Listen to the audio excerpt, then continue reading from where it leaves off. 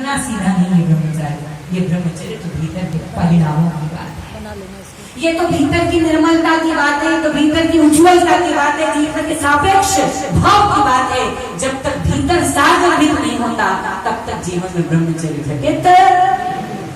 मैं जैनेन्द्र कुमार को पढ़ रहा था, मैं जैनेन्द्र कुमार को पढ़ रहा था, तो जैनेन्द्र कुमार ब्रह्मचर्य किसको कहते हैं सुनना। शायद मुझे लगता है कि बड़े बड़े आलोकंत करने के बाद भी ऐसी सटीक परिभाषा आपके पढ़ने में नहीं आती। एक छोटे से उपन्यासकार जैनेन्द्र कुमार लिखते हैं कि मैं अपने पिता की पत्नी को मां कहता हूँ, और मैंने सारा संसार कहता है अपने पिता की पत्नी को सारा संसार मां कहता है। ये कोई बहुत बड़ी बात नहीं है, कौन नहीं कहता। पिता की पत्नी को हर व्यक्ति मां कहता है, ये कोई बहुत बड़ी बात नहीं है, संसार पूरा कहता है। अरे जीवन में ब्रह्मचर्य तो तब आता है, बड़े ध्यान से सुनना, बड़े ध्यान से, कि किस सरलता का, किस मातृत्व के भाव का, किस ममता का नाम है ब्रह्मचर्य। जैनेन्द्र कुमार लिखते हैं अपने पिता की पत्नी को तो कोई भी मां कहता है, जीवन में ब्रह्मचर्य तो तब आएगा जब मुझे अपने बेटे की मां में मां दिखने लग जाएगा। बात समझ में आई कि पिता की पत्नी को तो मां कोई भी कहता है, लेकिन जब मुझे अपने बेटे की मां में मां जैसा कोई दिखने लग जाए तब जीवन में ब्रह्मचर्य आएगा। और उसके लिए किसी उम्र की जरूरत नहीं है, उसके लिए मात्र भीतर के परिणामों की जरूरत है। भीतर में वो मातृत्व का भाव जो उड़ल उड़ल करके उड़ेल उड़ेल करके आता है, वो दिव्य अनुभूति का नाम ब्रह्मचर्य है। आप बहुत छोटा समझ लिया। मैं आपसे निवेदन करने बैठा हूं, इतिहास के गवाक्ष में जब हम जाते हैं, जब इतिहास को देखने की, पढ़ने की कोशिश करते हैं, इतिहास पुरुषों से मिलने की कोशिश करते हैं, इतिहास पुरुषों के साथ अपने जीवन का तालमेल बनाने की कोशिश करते हैं, तो ऐसे धुरंधर ब्रह्मचर्य के धारक लोग मिले हैं इतिहास में कि जिनको आहार करवाते थे तो काला चंदोवा सफेद हो जाता था। ऐसी उत्कृष्ट भावना इतिहास के पृष्ठों पर पढ़ने को मिलती है। ऐसे ब्रह्मचर्य के उदाहरण बनते हैं कि जिनके शरीर का स्पर्शित जल यदि कुष्ठ रोगी के शरीर पर डाल दिया जाए तो उनके शरीर के स्पर्शित जल से कुष्ठ रोग दूर हो जाता था। ऐसे महान साधना इस ब्रह्मचर्य की हमारे इतिहास का विषय है। एक कालखंड था, उज्ज्वल अतीत के पृष्ठों में कालखंड ऐसा था जिस कालखंड में हमारे इतिहास पुरुषों की गाथाएं गाई जाती थी, उदाहरण दिए जाते थे। लेकिन आज दुर्भाग्य है, ऐसे इतिहास को जीने वाले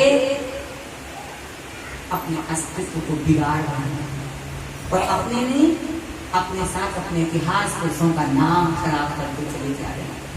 बहुत छोटी बात कर रहा हूं, अपने स्तर से बहुत नीचे उतर के, कि मुझे आपसे शिकायत क्या है।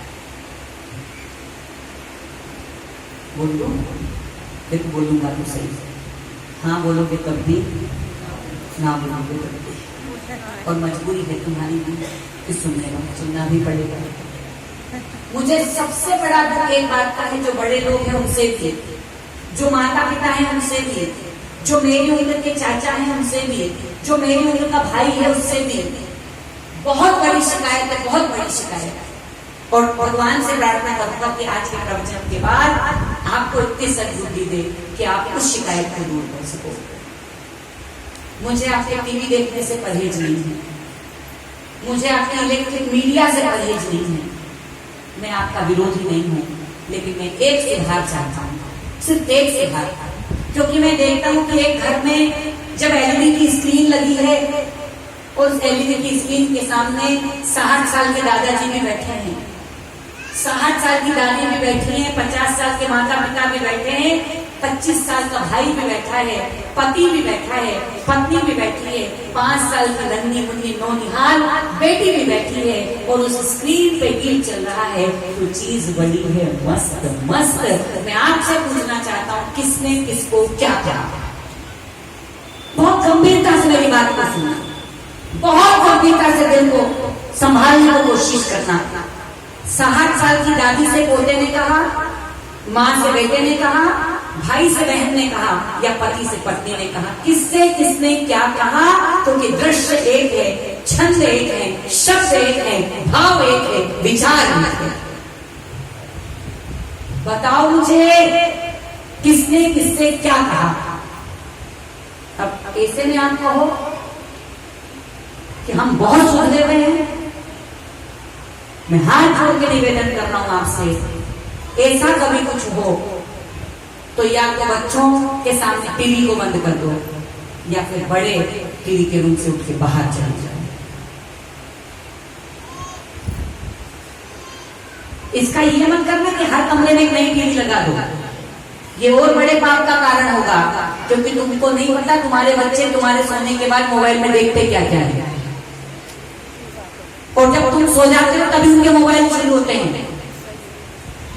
चद्दर के अंदर, रजाई के अंदर। सिर्फ हंसने की बात नहीं है, गंभीरता से विचार की बात है, बहुत गंभीर रूप से सोचने की बात है। जो मैं बोल रहा हूं वो कड़वा सच है, जो हर कोई आपके सामने नहीं रख सकता। एक व्यक्ति जब 3 साल का होता है और 3 साल से जब 21 साल का होता है, कितना 3 साल से जब 21 साल का होता है, लगभग 17-18 साल में वो 50 घंटे टीवी देखता है। कितने घंटे? सेकंड से जोड़ के बता रहा हूं मैं, घंटों से नहीं। आज तो आपके घर में एक दिन व्यक्ति 3-3, 4-4 घंटे देखता है।